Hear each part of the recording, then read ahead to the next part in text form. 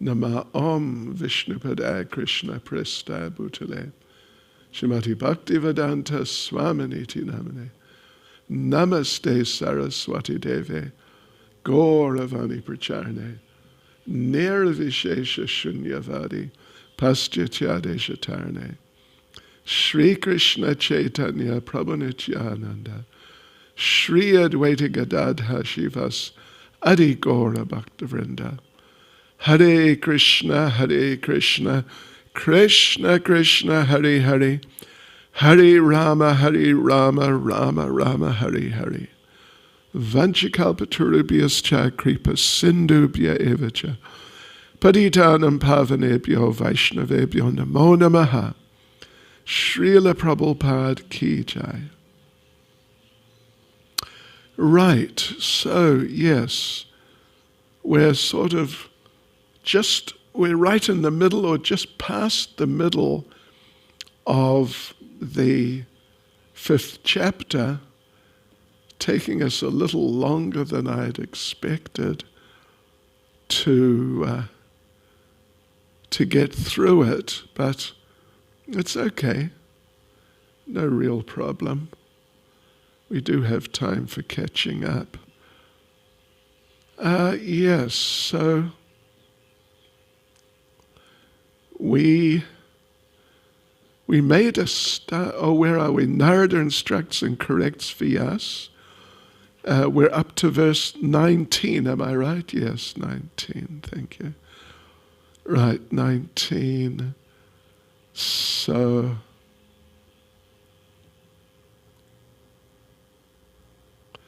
yeah. So let's just get back into it. So it's the subject matter in general is Narada instructs and corrects Vyas. It's the 3rd section and it goes up until verse 22. So, yeah, so let's just carry on. Keep pushing on. Verse 19. Just a sec, verse 19. Translation, my dear Vyas. Oh, no, didn't we do this? We didn't. Even though a devotee of Lord Krishna sometimes falls down somehow or other, he certainly does not undergo material existence like others, fruit of workers, etc. Because a person who has once relished the taste of the lotus feet of the Lord can do nothing but remember that ecstasy again and again. So, yeah, and let's go through the purport quickly. Devotees,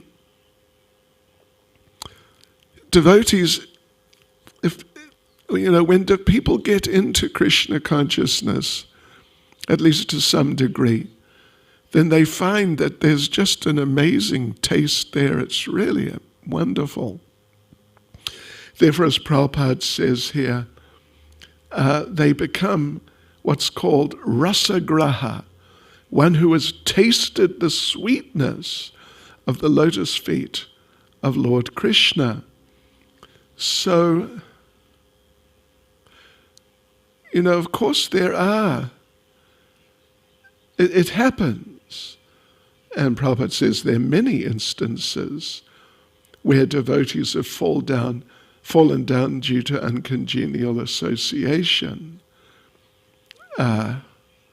Yes. But the thing is, even though a devotee may actually fall down, the devotee should never be considered just another karmi, just a materialistic person. No, they're different. They're different. Karmis, they get their karmic reactions. But devotees who have got into difficulty, not just devotees who have got into difficulty, but just all devotees. Devotees who have got into difficulty, they're under still under the Lord, and the Lord is still watching, unless they really become offensive and just, you could say, demoniac. And that's not common. But for people to fall down, it happens. Unfortunately, it happens. So therefore, the Supreme Lord puts the devotee through some reformatory program. And of course, not all those fallen devotees can really come through the reformatory program and become devotees again, but definitely quite a few do. And after some time away from devotee life, they come back and there they are again. So, I mean, I don't want to mention any names, but I know a number who were prominent devotees, but then they just got too bewildered and fell down. But now they're back in devotional service and have been for some time, and they're really doing very well as far as we can see. So Prabhupada gives the example that an orphan is just struggling in the streets and, what can he do? But the beloved son of a rich person may appear to be on the same level as the orphan, but he's always under the vigilance of the father. So the devotee, the way Prabhupada puts it, devotee, due to wrong association, may sometimes imitate a fruitive worker. But to really become the real thing, it's difficult. It's really very difficult to get into it. Even, before I became a devotee, actually, I would sometimes be in situations where I'd see people who I knew just getting into all sorts of nonsense, and I was feeling that, why are they doing that? I can't do that. Maybe from a previous lifetime. So those fallen devotees are sometimes put into difficulty by the Lord. And then when they're put into difficulty, they become forsaken by their materialistic associates, and different things happen, and in this way the devotee comes back to his or her senses. So there's a couple more paragraphs.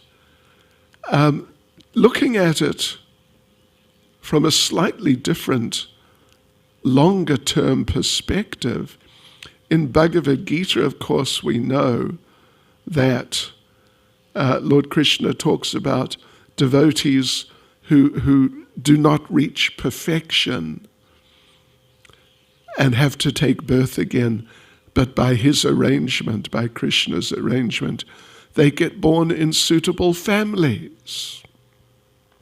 And they can continue again, they can progress again.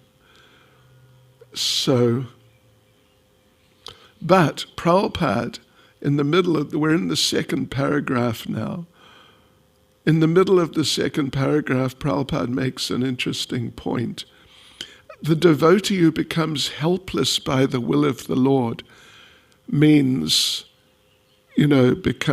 gets really put into difficulty by the will of the Lord, is more fortunate than those who are born in good families.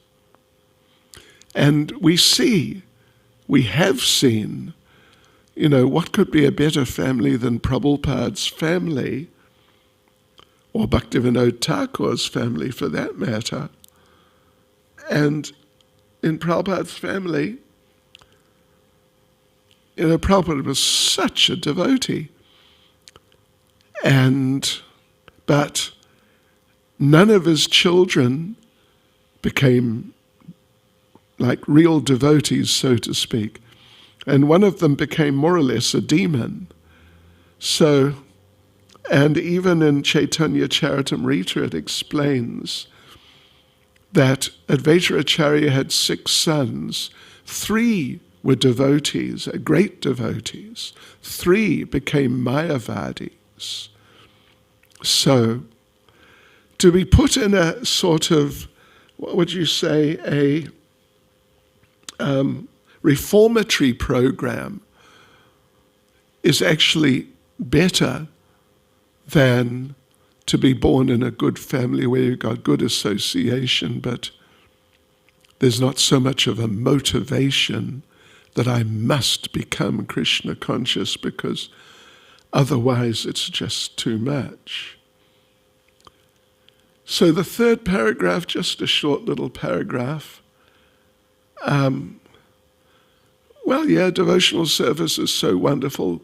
Devotee becomes automatically uninterested. That's definitely a fact. The devotees lose interest in these things.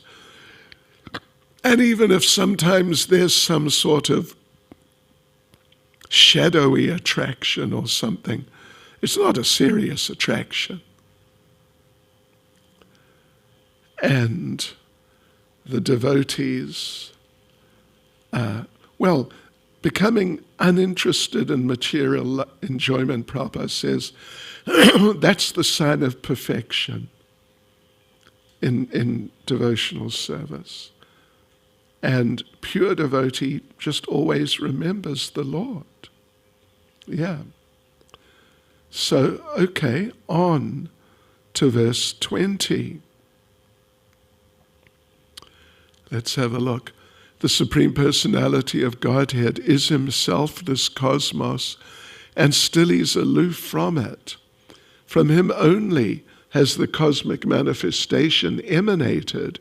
In him it rests, and unto him it enters after annihilation. Your good self knows all about this. I've given only a synopsis. Yeah. Well, anyway, Prabhupada explores some points, of course, that for a pure devotee, the Lord is both personal and impersonal. That's a Chintya Bheda Bhed Tattva. It doesn't mean that the devotee is partially a Mayavadi. It doesn't mean that. But it does mean that the devotee recognizes the energy of the Lord. That it's the energy, it's not a person. It's energy.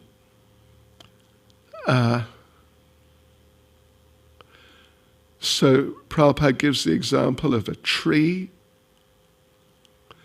The leaves and branches are parts and parcels of the tree.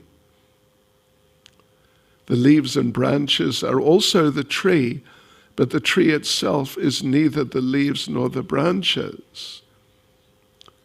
And the Vedas say, or one literature in the Vedas, I forget which one, Sarvam Kalvidam Brahma, everything is Brahman, meaning spiritual nature. But ultimately, everything's coming from the Supreme Brahman. Yes. So, the Lord, Prabhupada makes an interesting point that the Lord is the transcendental form of eternity, cognition, and beauty. And thus the creation of the energy of the Lord appears to be partially eternal, full of knowledge, and beautiful also. Yeah. And therefore the conditioned souls are attracted. They're under the influence because they're caught up by that a little bit of beauty and so on. Right. So Prabhupada makes the point, we're still in the first paragraph, that the parts of the body, the arms and the legs, if they're separated from the body, they're not very nice, are they? You know, in English at least, there's just such a common saying, it's just so totally common. I'm sure every English speaker knows it. Could you lend me a hand? Or could you give me a hand? Yeah. And if you cut your hand off and say, oh, yeah, you want a hand? Here, take one.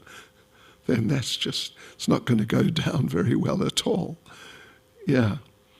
So like this, when the parts and parcels, when the creation itself is separated from the Lord, it's not so nice. And when the people, the living entities, are trying to live independently from the Lord, then it's not nice. They're not nice. And their lives are not nice. And after some time of struggling, they die. And that's the ultimate not nice thing. So Narada's saying, come on, please teach the people these things. You know about this cosmic manifestation. Please present it as it is, and not with flowery language and sort of almost advertising it. That come to the material world and have a good time. So now then there's a second paragraph, and Prabhupada, referring to the Vedic version, says the Lord's naturally powerful, and thus his supreme energies are always perfect and identical with him. The spiritual and material skies are emanations from the internal and external potencies. External is inferior, internal is superior. So like this, they're different. The living entities are superior energy. But when entangled in the material world, the superior living entities get dragged down. But anyway, Prabhupada's main point is that these energies, they're always under the Lord's control. Exactly as electrical energy, however powerful it may be, is always under the control of the engineer. So, third paragraph, well, we did mention that the living beings, we are products of internal energy, but we have marginal tendencies. Therefore, even though we have the as we're sort of constructed of the same material, you could say, as the actual internal spiritual potency. But because we have this marginal tendency, we may go this way or that way. So therefore we are placed in a third category, marginal energy. There's internal energy, external energy, third category, marginal energy. But actually, we are made of spiritual energy, internal energy. Internal energy means Satchitananda, and we are Satchitananda. Yes. Yeah, so we're identical with the Lord. The Lord's also Satchitananda. We're identical, but also not identical.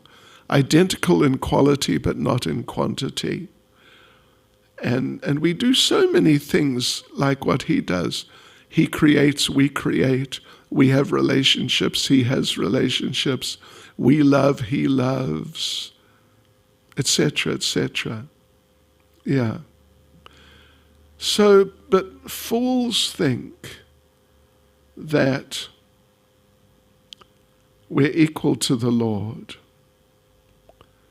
But all we can have is up to 78%. Is it mentioned here specific? Oh yeah, it is.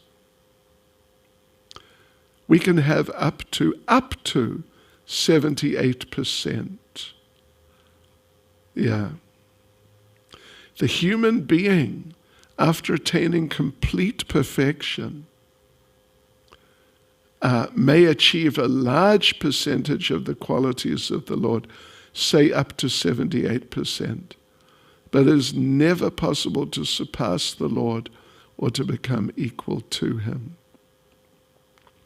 So really the bottom line, Prabhupada explains towards the end of the purport, that we need to accept his supremacy, surrender to him, and serve him. And this brings us on to 21. 21, the translation. Your goodness has perfect vision. You yourself can know the supersoul, personality of Godhead, because you are present as the plenary portion of the Lord. Although you're birthless, you have appeared on this earth for the well-being of all people. Please, therefore, describe the transcendental pastimes of the Supreme Personality of Godhead, Sri Krishna, more vividly, more clearly. Explain it more. Yes, not just, some pastimes are going on between some people, but what is really happening? Who are these people who are really involved here? That was not explained sufficiently. So in the purport, it's interesting, Prabhupada says, Vyasadeva is the empowered plenary portion incarnation of Krishna. Plenary portion, plenary portion generally is used to describe Vishnu Tattva. Although Prabhupada does say empowered. So it's not his own power, Vyas. It's power he's been given, so he's been empowered by the Lord. Although I can make the point that in Tattva Sandarbha, Srila Jiva Goswami quotes Parashara Muni, who was the previous Vyasadeva and compiled the Vedic literatures, and he's the father of Krishna Dvaipayan, Vyas. And in Vishnu Purana, he says that this Vyas, his son, this Vyas is special because he is directly Lord Narayan. So anyway, there are different opinions. Prabhupada also mentions this here, at least in a few places, that some of our acharyas do say that our Vyas is actually the Supreme Lord, is Vishnu Tattva, Narayan. So anyway, what to say? So Vyas has come to deliver the fallen souls by presenting the Vedic literatures, put them into systematic order for the benefit of the fallen souls. But now it's the duty of the fallen souls to take advantage of them. As Prabhupada said, that if someone's fallen down a well and they're calling out for help, throw me a rope, something, so pull me out, and the people throw the person a rope, and the person then says, help me to hold on to the rope. That's his part of the deal. He's got to do that. So Vyasadeva has divided up the Vedic literatures very systematically. So all these most important parts, they're together. And you don't have to search here and there. Yeah, but we have to take advantage of them. So, and Prabhupada makes, of course, important point. On a formal level, Narada Rishi is Vyasadeva's spiritual master. But despite that, Srila Vyasadeva is not at all dependent on a spiritual master, because in essence he's the spiritual master of everyone else. But because he's an acharya, he has that service, therefore he's taught us by his example. Acharya meaning one who teaches by example. So he's teaching us by example how to be disciples. And that's important. So, yeah, and Prabhupada then mentions that it's not only Vyasadeva who set that example, but Krishna, Ram, Lord Chaitanya, they're all the Supreme Personality of Godhead. All of them accepted spiritual masters. Formally, they were actually initiated and then lived according to the instructions of their spiritual masters. Yes. So let's go on to verse 22. 22.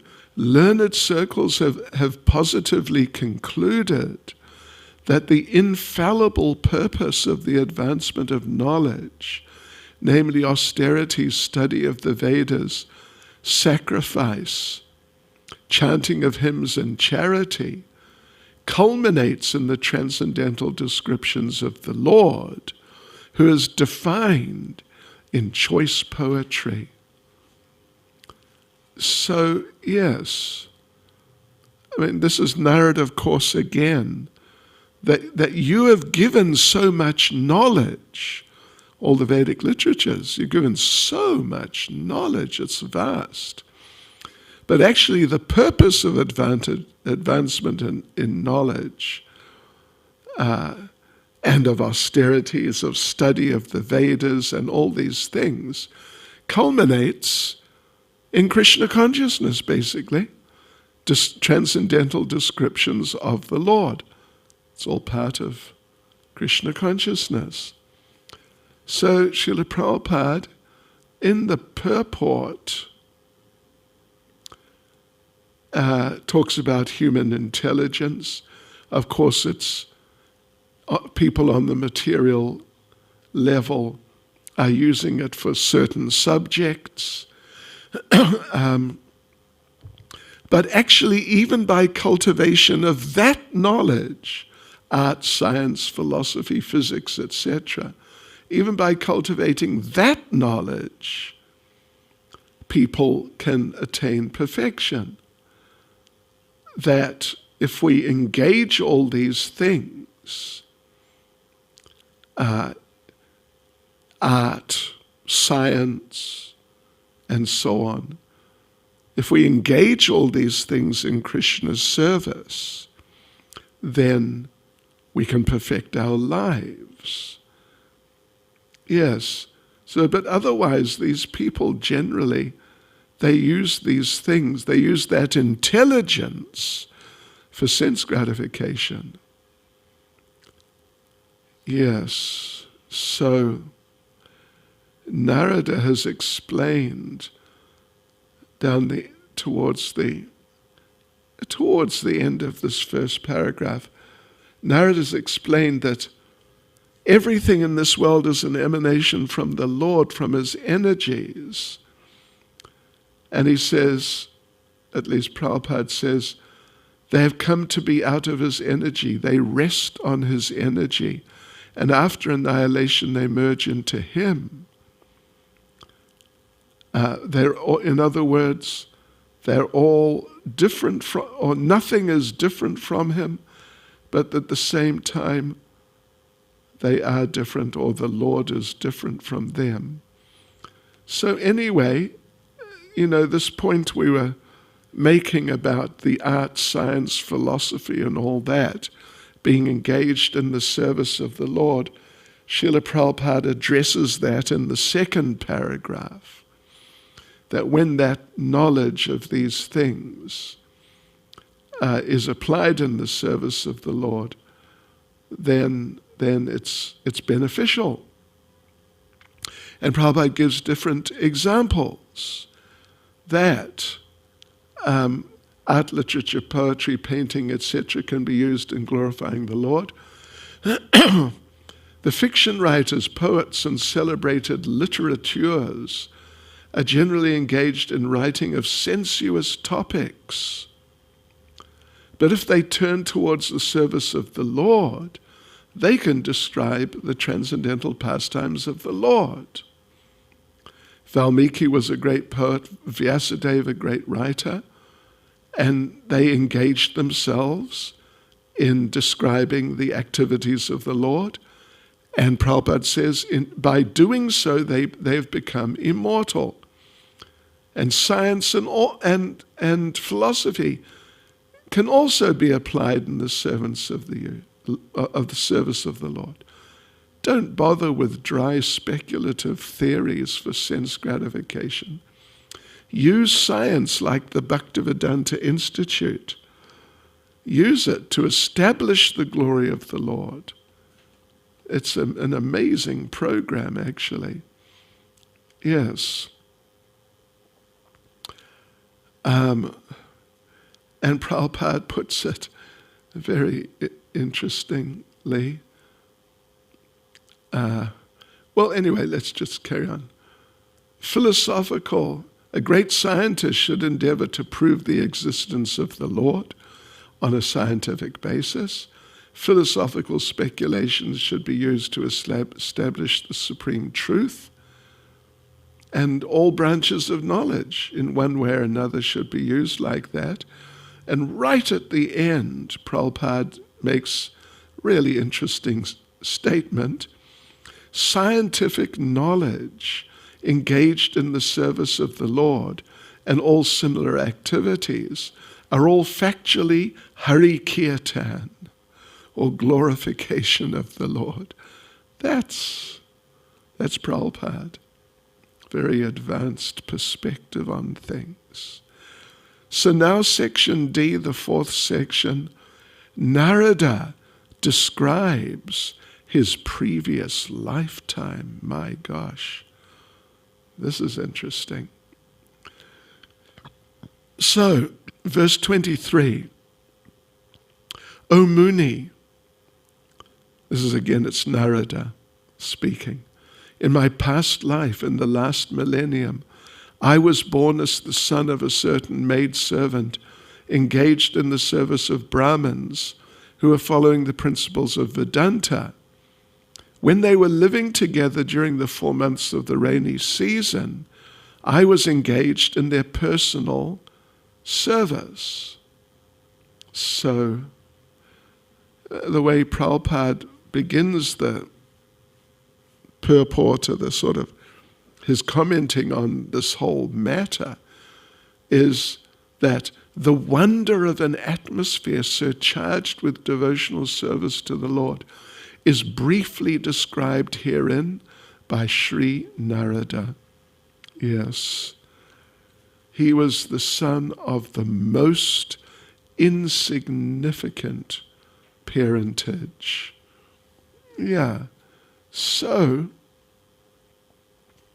he wasn't properly educated, but still, because he was fully engaged in the service of the Lord, in the service of the devotees, he became an immortal sage. He became Narada Muni.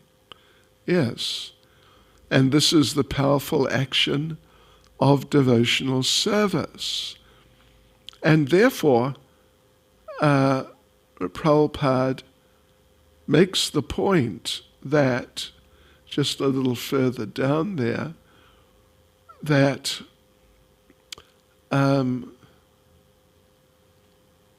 from the personal example of Sri Narada Muni in his previous birth, it's clear that the service of the Lord begins with the service of the Lord's bona fide servants.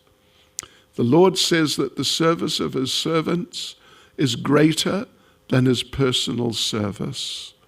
Yes. So therefore, one should therefore choose a bona fide servant of the Lord, constantly engaged in his service, accept such a servant as spiritual master, engage himself in the spiritual master's service. Yes. And such a spiritual master will act as a via medium for you, by which Prabhupada says to visualize the Lord. And by serving the spiritual master nicely, the Lord consents to reveal himself in proportion to the service rendered. This is really important, very important. So, down the bottom at the end of the purport, Prabhupada says, the expert spiritual master knows the art of utilizing everything to glorify the Lord, and therefore under his guidance the whole world can be turned into the spiritual abode by the divine grace of the Lord's servant. Okay, and verse 24. So Narada's now talking about his association with these devotees. Although they were impartial by nature, those followers of the Vedanta blessed me with their causeless mercy. As far as I was concerned, I was self-controlled and had no attachment for sports, even though I was a boy. In addition, I was not naughty, and I did not speak more than required. I'm just going through verse by verse here rather than read through all the verses first. So Narada in his previous life, his name is not Narada. We may refer to him as Narada, but we don't know what his name was. He was just this boy. But he was a good boy. He wasn't into frivolous sports and things. He was self-controlled. So he wasn't one of these kind of wild children. So in the purport, Prabhupada, as he said on a number of occasions already, and as he's going to say on many, many more, the Vedas are searching after Krishna. Yes. Lord Chaitanya says, in the Vedas, the subject matter is only three. Establish the relation of the living beings with the Lord, perform the relative duties of that relationship, in other words, in devotional service, and then to achieve the ultimate goal, go back to Godhead. And so therefore, when these people are described as followers of Vedanta, it means they're pure devotees of the Lord. They're Vedantavadis, or they're Bhakti Vedantas. Yes. So, and in general, for Bhakti Vedantas, like this group of devotees, they are very equipoised, they're impartial, no one is enemy or friend. But they see that everyone is wasting their time in useless material life. And so therefore, these people and this type of person in general, they're trying to help people to get out of that. So when such people are initiated by the Bhaktivedantas, then they gradually progress. So Prabhupada makes the point, where is it? I don't know, maybe it's halfway down. So the Vedantavadis initiated the boy even before he became self-controlled and was detached from childish sporting, etc.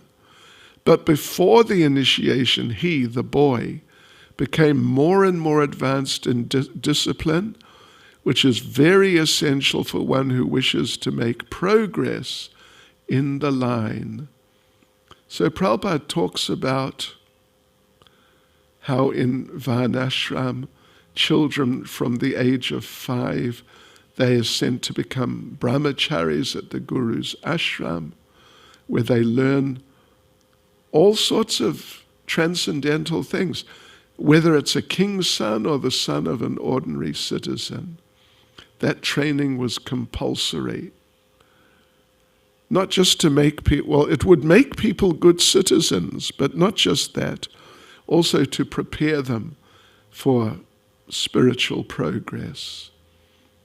So, an irresponsible life of sense enjoyment was unknown to the children of the followers of the Varnashram system. And even at the time of Garbhadan Samskar, a boy was injected with spiritual acumen into the womb of the mother by the father.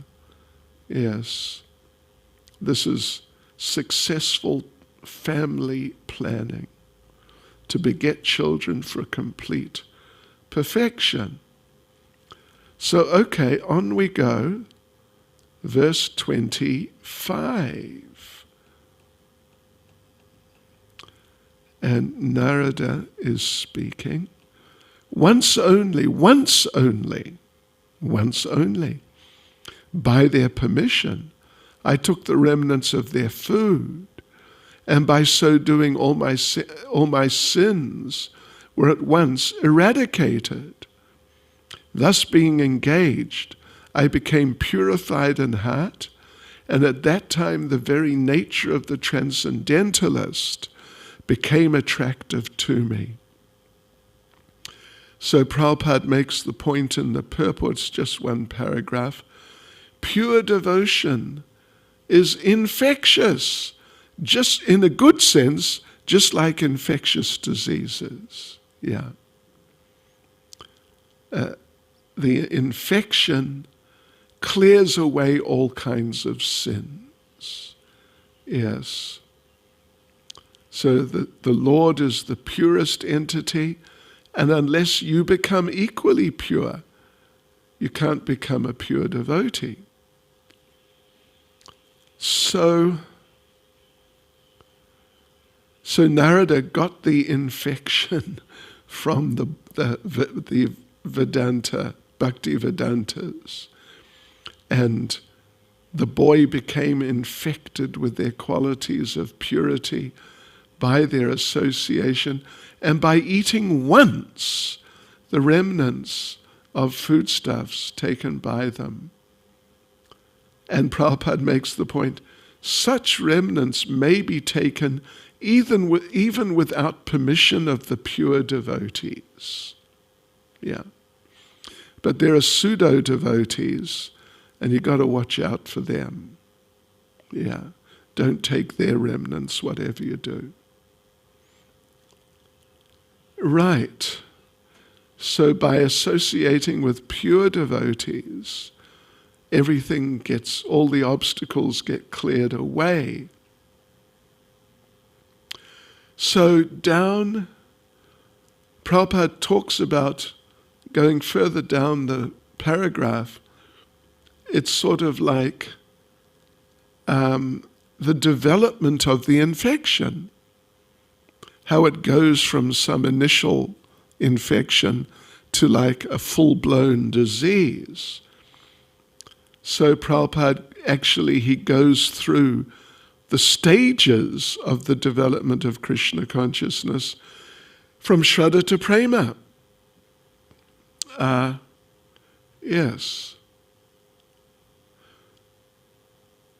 Basically. Or if not, more or less, from Shraddha to Prema. That after the elimination of all sins or obstacles, that's anatha nivritti.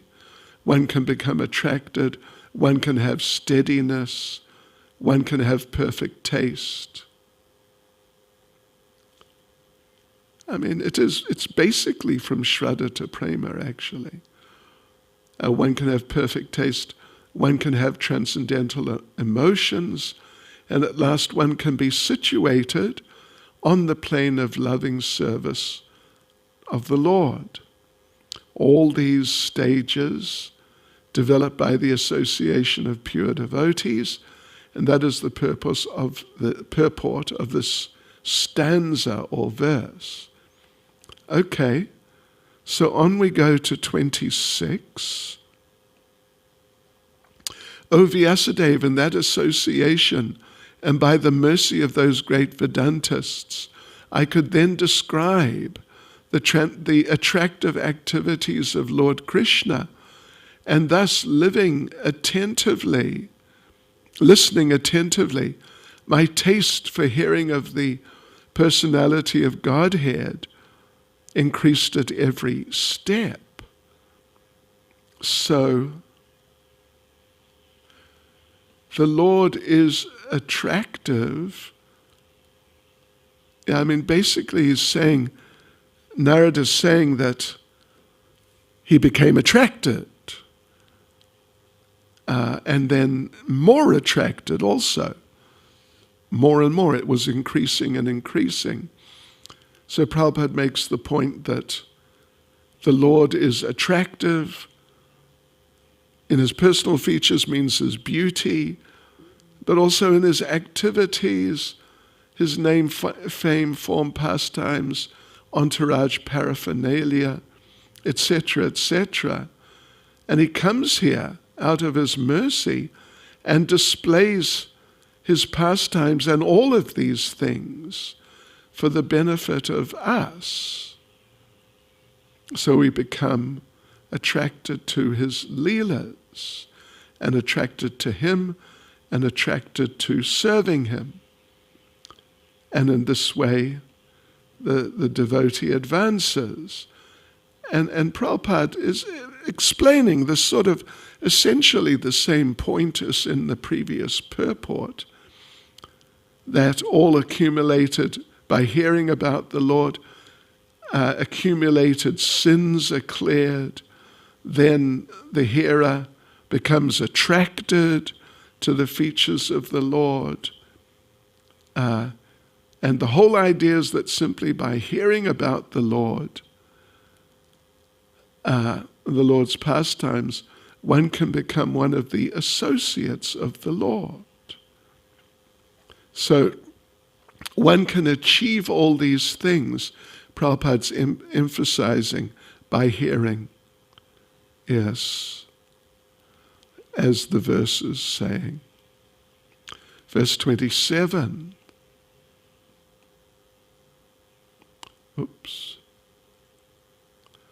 Verse 27.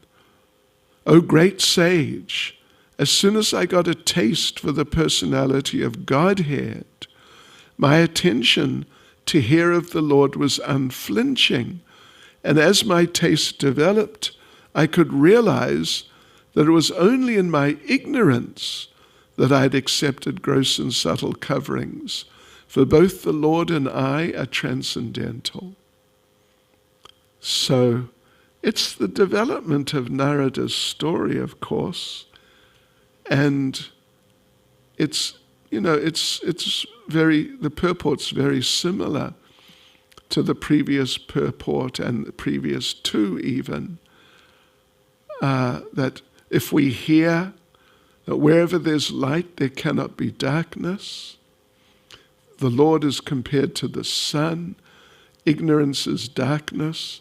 Hearing of the pastimes of the Lord is association with the Lord. And when you're associated with this supreme light, all your ignorance dissipates. And, the problem is in material life that we're in ignorance and we just got so many wrong ideas. But actually, both the Lord and us are transcendental, nothing to do with material nature. And when that ignorance is removed for us, then all nescience is removed, and we can understand and then realize the Supreme Personality of Godhead. So therefore we should use the gross body, Prabhupada says, in acts of rendering service, bringing water, cleansing the temple, etc. We should engage ourselves like this.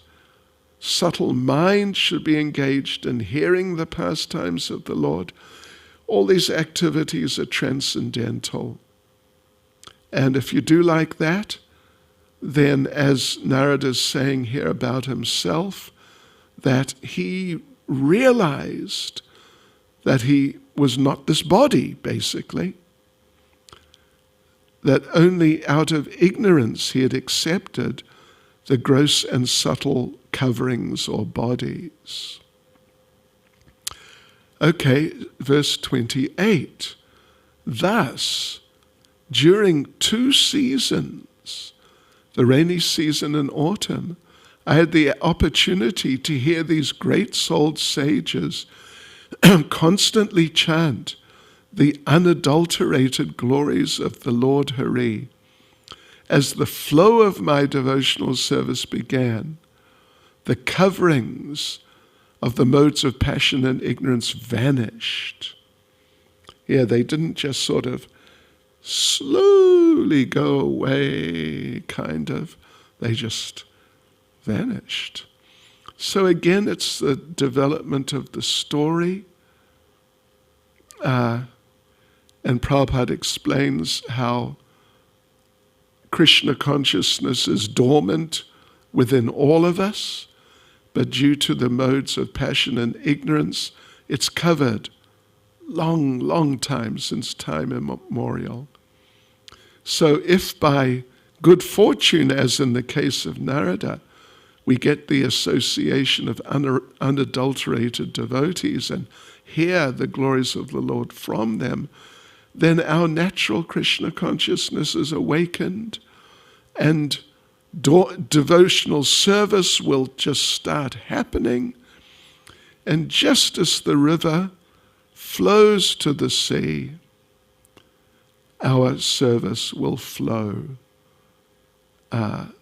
by the association of devotees until it comes to the point of love of God.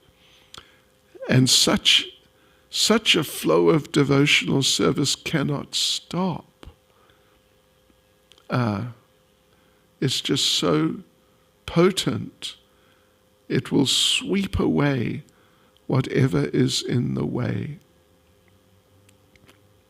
That's actually one thing that Baladev Vijayabhushan says, that Ananya Bhakti, pure devotional service, is like the Ganges coming down from the mountains. Whatever's in the way, it just sweeps it out of the way until it gets to the sea, which means Krishna. Right.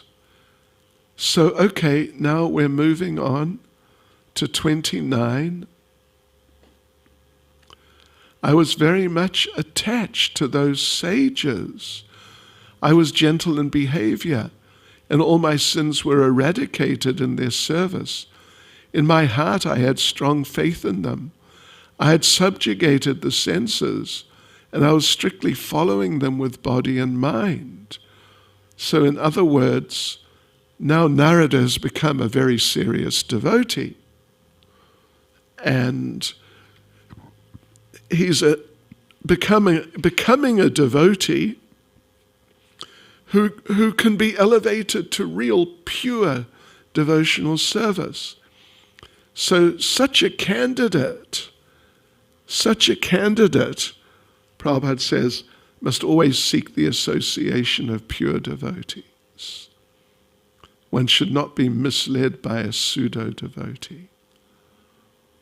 One must be plain and gentle to receive the instructions, and then to follow these instructions and serve.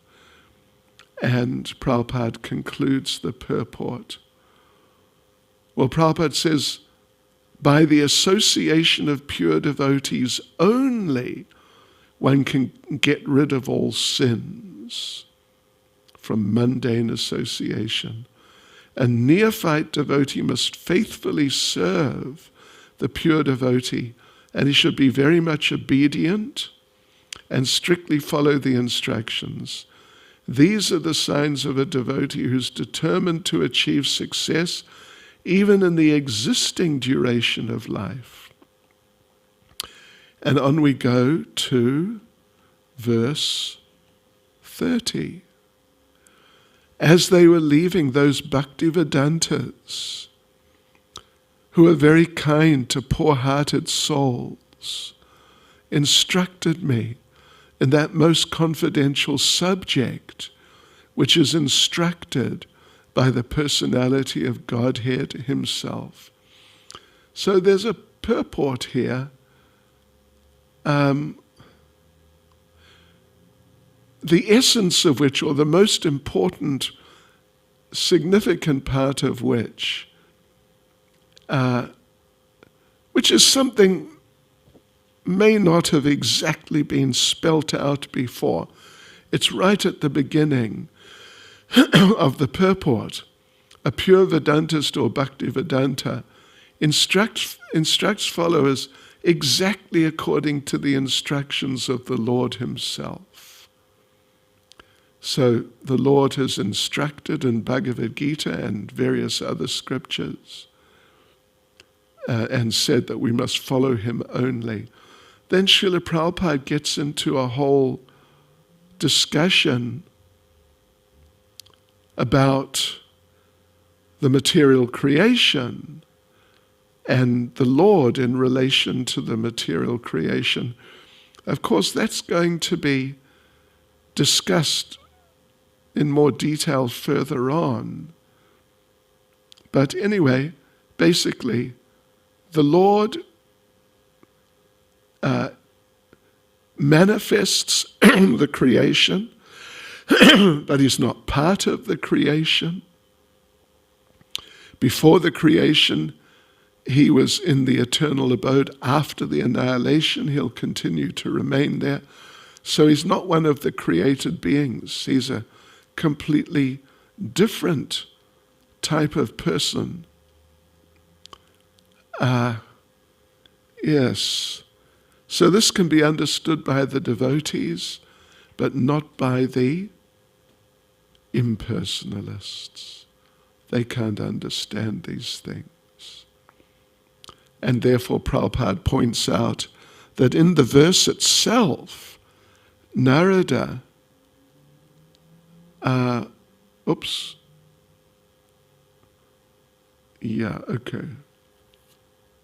Well, in the verse, the expression, most confidential, indicates knowledge of devotional service is far, far above knowledge of impersonal Brahman. Then that knowledge of Brahman can develop up to knowledge of Paramatma,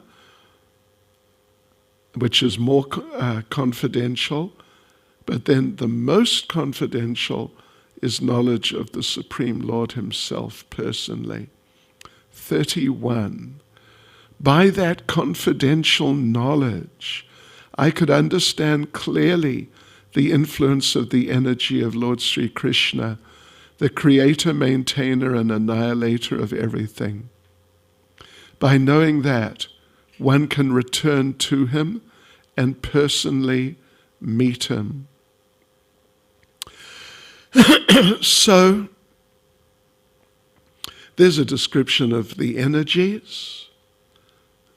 You know, we've already come across such descriptions even this evening and in other chapters also.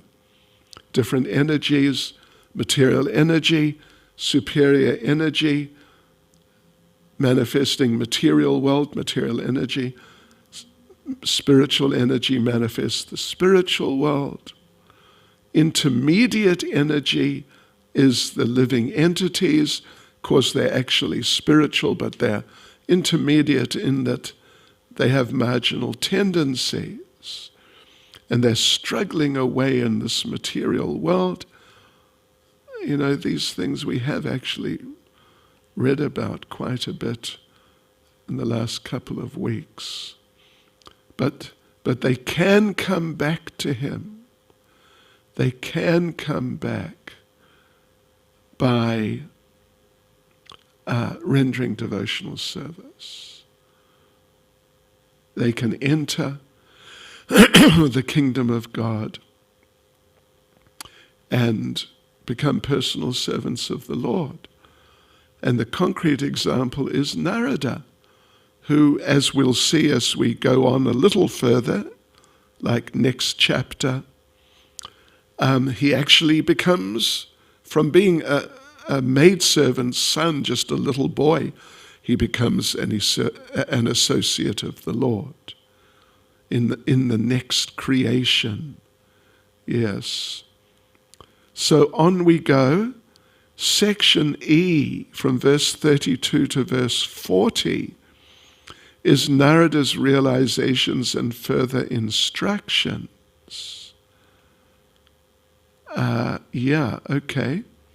So verse 32, O Brahman Vyasadeva, it is decided by the learned that the best remedial measure for removing all troubles and miseries is to dedicate one's activities to the service of the Supreme Lord Personality of Godhead, Sri Krishna. So, Prabhupada makes the point in the purport, Narada has experienced personally that the best thing to do to get open the path of salvation, at least, get relief from misery, is to serve, is to hear submissively from the right and bona fide sources. Prabhupada says, this is the only remedial process. You get it? Hearing. Yeah. You know, again and again and again and again. Prabhupada's going to emphasize hearing and hearing and hearing from the right sources. So Prabhupada goes on to make the point that material life is full of miseries. People are trying to solve the problems of life with their tiny brains, but it's not working. Prabhupada doesn't say here, but elsewhere he does say that their solutions often make the problems worse. Yes, so people don't know that without the sanction of the Lord, without the mercy of the Lord, no plan or remedial measure can bring about the desired peace and tranquility. The remedial measure to cure a patient by medical treatment is useless if it's not sanctioned by the Lord. The attempt to cross a river or the ocean by a suitable boat will fail if it's not sanctioned by the Lord. And parents' attempts to protect their children will fail if their attempts are not sanctioned by the Lord. So this being sanctioned by the Lord, that's important. Yeah. So therefore, as Prabhupada says just a little further down the purport, we should therefore learn to dedicate our activities unto the mercy of the Lord and accept Him either as impersonal Brahman, Paramatma, or the Supreme Lord. Anyway, okay. Yeah, well, we should accept Him as all three, actually, ultimately, but particularly as the Supreme Lord. And then we must dedicate everything to His service. If you're a scholar, scientist, then you should use that in His service. And if you're an administrator, statesman, warrior, then you should try to establish the Lord's supremacy in statesmanship, or fight for the Lord as Arjuna did. Similarly, if you're a businessman, industrialist, agriculturalist, then use your hard-earned money for the cause of the Lord. Think always that the money is the wealth of the Lord. It's Lakshmi, the wife of Narayan. So like this, we should dedicate everything to Krishna, and one should try to engage in the service of the Lord. Everything for which one has specific attraction, that is the way of peace and prosperity. And it's the remedial measure for all the miseries of material existence. Okay, and don't think that Narada is just an imaginative child.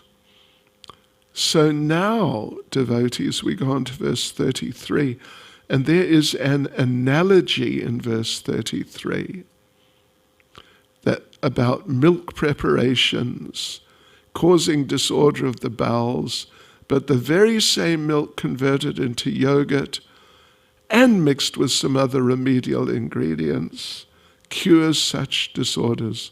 Similarly, the material conception of a thing is at once changed as soon as it's put into the service of the Lord. Okay, now the verse which is making the same point. O good soul, does not a thing applied therapeutically cure a disease which was caused by that very same thing? Right. So Prabhupada's Prabhupada's giving the example. If you get diarrhea from too much milk, yogurt with some other things can treat it.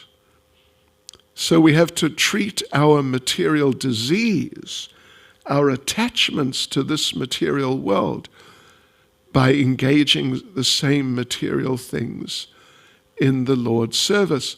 Spiritualize.